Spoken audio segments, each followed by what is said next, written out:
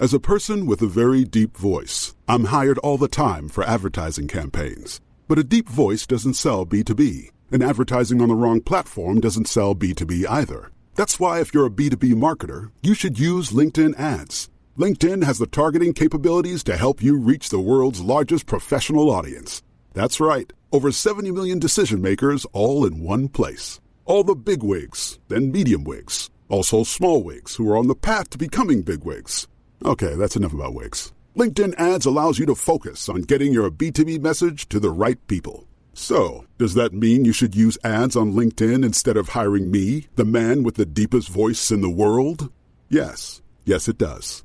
Get started today and see why LinkedIn is the place to be to be. We'll even give you a $100 credit on your next campaign. Go to linkedin.com/MPN to claim your credit. That's linkedin.com/MPN. Terms and conditions apply.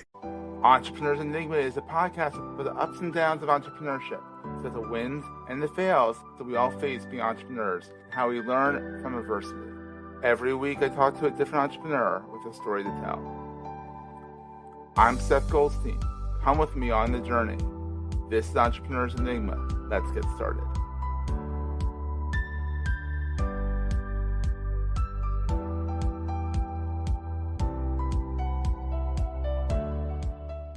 Hey everyone, welcome to another edition of the Entrepreneurs Enigma podcast. I am, as always, your host, Seth. Today I have a good friend of mine, Mandy McEwen. She is the chief bottle washer, the founder and CEO of Mod Girl Marketing, an award-winning social media consultancy, and Luminetics, a LinkedIn training company where she helps people and companies and salespeople get a handle on LinkedIn, which can be a real bear at times. She has been recognized as a top 24 business-to-business marketer by LinkedIn, top 10 marketer by Digital Marketer, and she's got posts in talking about her in Huffington Post and Maxim Magazine, two very good backlinks. She's very good at SEO, and she's got quite a story to tell. So let's bring her in here. And she's coming from Crete. She's not Greek, but she's coming from Crete. How's it going, Mandy? How you doing? I am good. How are you? Definitely Very not good. Greek, but I am enjoying the Greek islands. Exactly. You're enjoying the Aegean, which is cool. Yes, indeed. So, how did this roller coaster get started? I mean, this is pretty wild. I mean, which one? Which roller coaster? Exactly. We got a lot. I know. And then you're also like the top SEO by Search Engine Journal, and I'm like, well, she clearly knows something about SEO because she got a heck of a backlink from HuffPost and Maxim. Exactly. Because I mean, Maxim gives you a link. I just saw this. Gave you a link from their top 10 influential women on LinkedIn post. So I'm like, indeed, nice. Noise. Good backlink. I know it is a good backlink for sure. Exactly. For show. So how did this all get started? How did you get into social media marketing and LinkedIn marketing, all this? Like, let's do the origin story a little bit. Okay. So, drum roll. Dun, dun, dun, dun, dun, dun. I failed the GRE in college because I didn't study. Thought I'd be smart enough because I graduated high school early. Was going to graduate college early. All of the things, but I failed it. I wanted to be a bilingual school psychologist. Studied abroad in Spain. Thought that was my dream. Didn't study for the GRE, failed it, was really bitter and was like, nah, screw that. I'm not going to get a graduate degree. I'm just going to go get a job. Yeah. So I did, then realized I didn't like working for other people in sales. I was like, nah, I don't like this. I don't like having a boss. Yeah, I don't like having people tell me what to do. So I started researching ways to make money online like everyone else. This was like circa 2007. Yes. And fell in love with the concept of SEO. And so I started teaching myself and buying courses. And then I taught myself HTML website. That's how most people learned SEO back in the day. You have to kind of teach yourself. Exactly. And I didn't know WordPress existed. WordPress was like kind of new and I didn't discover it yet. So I was like building shit from scratch like an idiot, you know? So well, it's kind of a good way to learn though. It's kind of a good way to learn. Yeah. For sure. So I found affiliate marketing and that's how I started. So when I was Googling, like, how do I make money online? I found affiliate marketing. So I taught myself HTML, SEO, And then I started ranking websites, and then I would sell people's products, whether it was like dog training or male like with like vitamins for men, like just like the most exactly. I'll just keep it that way. The most random things you can possibly think of, right? ClickBank ebooks, like on every niche that you could possibly think of, from healthcare to pets to randomness. I was selling it as an affiliate, and I was like, this is not enough to quit my job. I'm making like $10 per commission. Like, this is silly. Dating websites, even like I was like had my own dating websites with affiliates, like all the things I was trying. And I was like, I'm not gonna be able to quit my job with this. So in my sales job, I sold windows, Anderson windows, by the way. I was in home improvement. Yeah. So renewal by Anderson. That's a tough industry. Yeah, it was, especially because they were the most expensive windows you could possibly buy. This is in the Midwest in Kansas City. So it's where I learned sales, really. And before that, I was at Sherwin-Williams as, selling paint right out of college. So I was in the home improvement industry. So I naturally originally got those clients. But I started talking to people about like what they're doing from a marketing standpoint, because I was doing it on the side. And they were like business owners, like roofers and contractors. They were like, our SEO guy sucks. He's ripping us off. Our website's terrible. And I'm like, I bet I could do this for businesses, Yeah. So I started talking to them. They started giving me a chance. Then I went on Google and I found like chiropractors. So it was like I was like, let me try chiropractors, like on the third. Why not? Google. Right. Yeah. Why not? I got roofers. I got painters. Let's try chiropractors. So I would go and I would email them. Oh, yeah. Okay. Exactly. And I'd be like, yo, Dr. Smith, your website is on page 3 in Google. No one in hell is going to see that ever. You need to get it to page 1. You don't have to pay me anything. I'll do it for free. And then once I get you in the top 5 results in Google, you pay me $500. And one guy, a young guy, had just started his practice. He's like, sure, Blake. What's he got to lose? Yeah. Yeah. He's like, why not? So it worked. And I did it again. And then I started working with these roofers, these contractors, and they were like, hey, I want you to make my website. And at this point, I'd already discovered how to use WordPress. So I was building, building WordPress websites for people, ranking them in Google. And I was like, shit, I got a local marketing business right here. Okay. Yeah. So that's how it started. Then I got laid off, which gave me an opportunity to go full time with it. Yeah. So, and then I started hiring people, and then it's evolved a lot. I mean, this was technically, legally, my business started in 2010.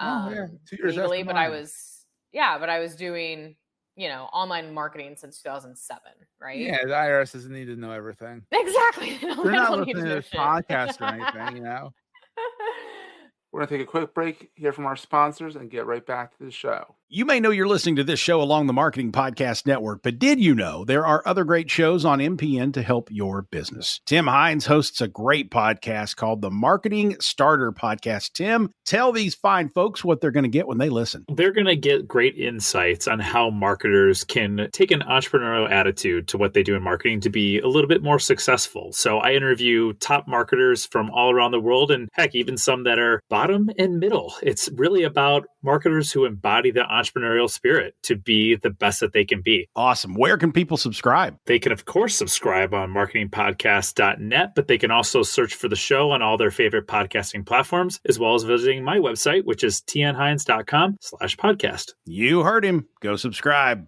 I wasn't making enough money to where they would even bother messing with me. Nah, it costs too much to send an auditor out to look at your books. Exactly. It's not worth it. Exactly. So yeah, that's how it started. And then I hired my first people, freelancers, and then full-time employee via Fiverr.com back in the day.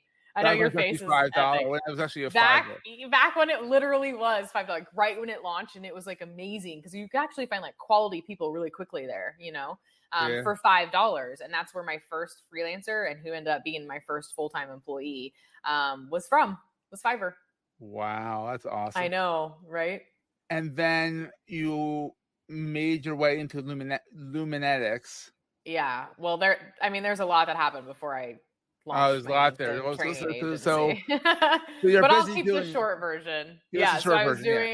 I was doing online marketing of all kinds, including I ended up expanding globally, obviously, not just Kansas City clients. And then I discovered how to get clients on LinkedIn. This was like back in 2014, probably 2015. And I started telling people about it because I was like ranked #1 in Google for white label online marketing for many, many, many years. And so agencies would find me and hire me to do their SEO for their clients and stuff. And so they would also want me to coach them because there was a lot of newbie agencies that like found me from that word or that keyword in Google. And so I would just, out of the kindness of my heart, tell them how to get clients, and they would go and do it. And I was like, use LinkedIn. Like, it's a gold mine. Like, and again, this was like back in the day, like almost 10 years ago, you know? Yeah, back when LinkedIn was really ugly. Yeah. Yeah. Back when LinkedIn was literally like a resume site, but there was still opportunity there, you know? And it had just started becoming cooler, right? Not as cool as it is now, but it wasn't like starting to become a place where people hang out more. And I realized that, and I started landing lots of clients there. And so I would tell these agencies about it, and they were like, Mandy, whatever you did, it worked. I landed 15 appointments this week just from what you told me to do. And I was like, that's amazing. Good job. Yeah. So they were like, you should have a course. Like, it works. I'm like, yeah, no shit. I do this. I told you. I'm glad you did it. And they're like, you need to share this. You need to have a course on this.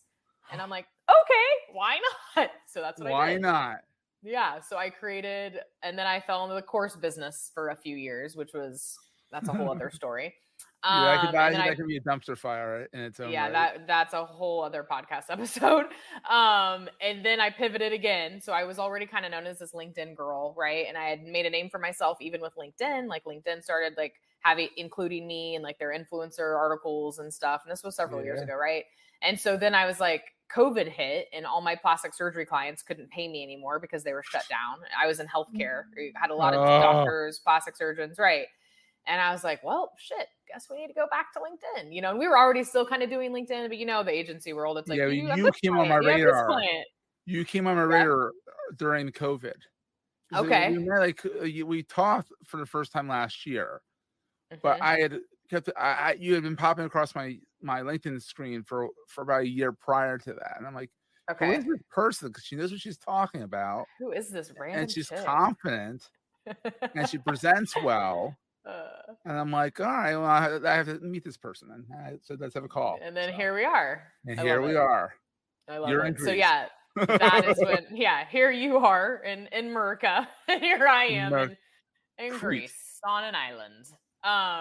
So because all that was happening and I lost like 80% of my clients, I was like, well, shit, we got to go to our B2B. Like, we got B2B clients. We only have a couple. Like, we need to go all in on this because our healthcare clients they're not practicing right now. They're shut down, you know?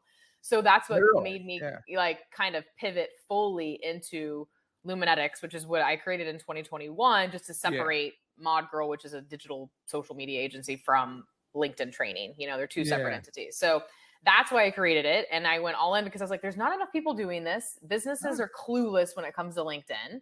And we're really, really good at it. We've done it time and time again for ourselves and our clients. So why are we not like making a whole other, you know, making a focus on this and putting a brand behind it and going for it. So that's kind of the story of how I got to, you know, be the LinkedIn trainer under a new brand. In addition to the marketer side too. So kind of social seller, marketer. You clearly have fun with it, which is what you can see. Yeah, I love it. You're enjoying yourself, and that comes across in your videos. It comes across when you talk to you that it's fun. And it's not it's a job, but it's a fun job kind of thing. Yeah. Well, that's the thing is the reason I got out of the course world is it wasn't fun for me. Like I'm too old at this point to be doing shit I don't like to do, you know, like I've been an entrepreneur for 15 years now. And so Isn't it crazy to think about that? Yeah. It's crazy. Yeah, I guess it's technically 13 years, but I've been an online marketer for 15 years. I've been an entrepreneur for 13 years. Right. So it's like at this stage in my career, I'm not in my early 20s. Like, I'm going to do what makes me happy, period. You know? And I like this stuff. And I'm like, I didn't like having to do webinars, and like the course world is totally different than it was, you know, 4 years ago. So it's, you know, I'm slowly getting back into a different model of what I was doing, but it was stressing me out. Yeah, exactly. And I was like, I like this. I like working with companies. I like working with executives. I like working with people. It's different every day. It's different every day. Like the industries, like even though it's tech, it's like everything is so like I'm learning all the time, you know? So it's like my brain is constantly learning, which is, I have to have that because I'm the type that doesn't my brain doesn't stop. Right. So that's why I'm an entrepreneur, because I'd get bored. Yes. Exactly. You know. Exactly. So what is the best part about being an entrepreneur? I mean, we know The why best part- we know why sales sucked. Most of us know that. Yeah, for sure. The best part is like literally where you're talking to me from right now I know is the you're best fucking- part of being an entrepreneur. It's freedom. That is the best part, Literally. you know? Like Traveling it's around the world. it's 8:51 p.m. I get to make my own schedule. I went on a little adventure today. I explored, I hiked, I went to the grocery store. I didn't start working till like 5 That's an p.m. adventure in a different country where it's not even the same.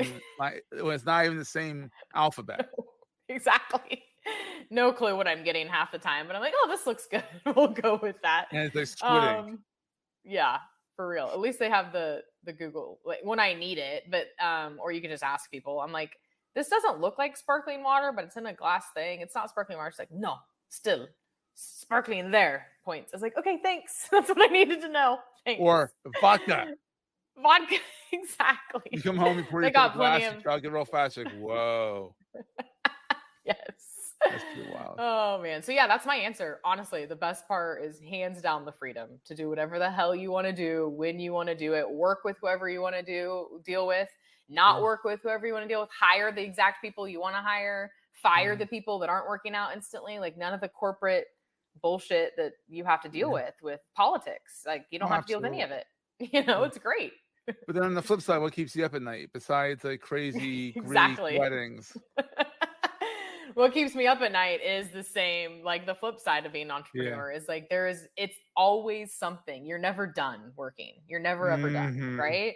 And as a, high energy, like ADD, like always want to do Wait, something you're high energy? entrepreneur No, we too. couldn't get that from this You call. couldn't tell at all. Exactly. So like my brain is like, I got to do this. I got to, and I even like just focus things. It's like, it's never done, and then it's just prioritizing. That's the big challenge too. Entrepreneurship, I think, is like, okay, you have all of these irons in the fire here and you have all these opportunities, but you also are just one person. You might have a team. I do have a team. That's great. But there's only one Mandy, and I'm the one driving. Mandy. Yeah, I'm the visionary. Thank God. Two might be a bit much. I have two. My son is just like me, and the world does not need two of me. That's amazing. I want to meet him. Sounds oh, he's a riot. When I come visit, for sure. When you come and we get cheesesteaks, we'll meet my kid. Yes. That'll be epic. But yeah, it's just the prioritization and the stress that it causes of like, am I making the right decisions? Should I focus on this? The scalability factor. It's just always something to worry about. I don't know if you want to use the word worry, but to deal with. No. There's always something that keeps you up at night. Yeah. Exactly. Yes. Always. So, all right. So, being a world traveler, where in the world is Mandy McEwen? What is the most important thing to carry with you all the time, besides the passport? Oh, yeah, that's a good antibacterial gel for sure. Never heard that one before, but that's a good one. Yeah, wipes and antibacterial, 100% best answer. I'm very clean though. I'm very like OCD with cleanliness, and so like it's traveling for me too. Is like. Yeah. Sometimes it stresses me out, especially because I have to take public transportation in Europe. I literally have taken planes, trains, and automobiles in this. Within the first week. Yeah, within the first week I got to London, I literally was like plane, train, taxi within 24 hours. So like I am constantly dealing with public transportation. When in the States, I'm not, unless I'm in like New York City. That's different, but. You don't want to drive in New York. Yeah, you definitely don't want to drive in New York. But anywhere else, like I was in California for 10 years. I'm from Kansas. Like you don't take public transportation there, No, You Kansas. just don't. I mean, SF maybe, San Francisco with BART, but I wasn't in SF. I was in LA and then Sacramento. So for me, it's like the traveling is the cleanliness germ thing is what. Exactly. That's my biggest tip. bring hand sanitizer and wet naps. Everywhere. For sure.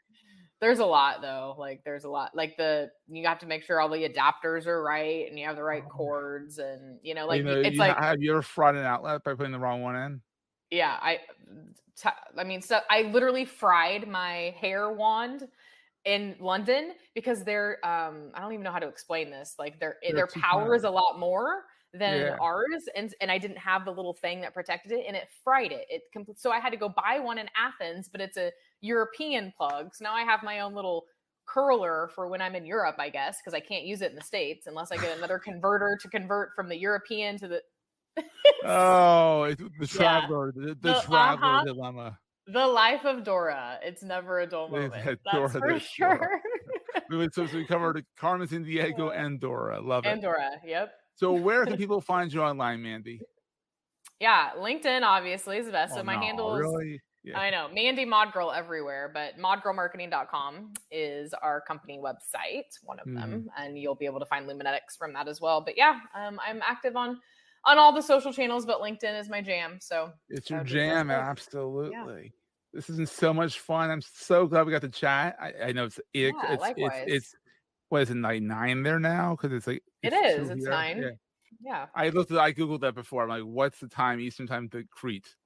I didn't know what time zone it was. I'm like, I was like to Crete. That time zone. What is that time zone? It's crazy. Yeah, it's crazy. It's most of my girls that work for me are in California, so it's a 10-hour time difference. It's wild. What's interesting, East Coast of the Philippines is 12 hours. It's like brilliant. So like I have a virtual assistant person I'm talking to, and they're like, well, it's great because 8 o'clock your time is 8 o'clock our time. Yep. I know. I liked when I was in Hawaii and I would talk to my Europe friends and it was 12 hours and it was really easy for me to remember what time they were at, you know? It's like wake them up in the middle of the night saying, yeah, exactly. Exactly. That's awesome. Well, this has been great, and we'll see everyone next time. That was a great show. If you're enjoying Entrepreneurs Enigma, please review us in the podcast directory of your choice. Every review helps other podcast listeners find our show. If you're looking for other podcasts in the marketing space, look no further than the Marketing Podcast Network at marketingpodcasts.net.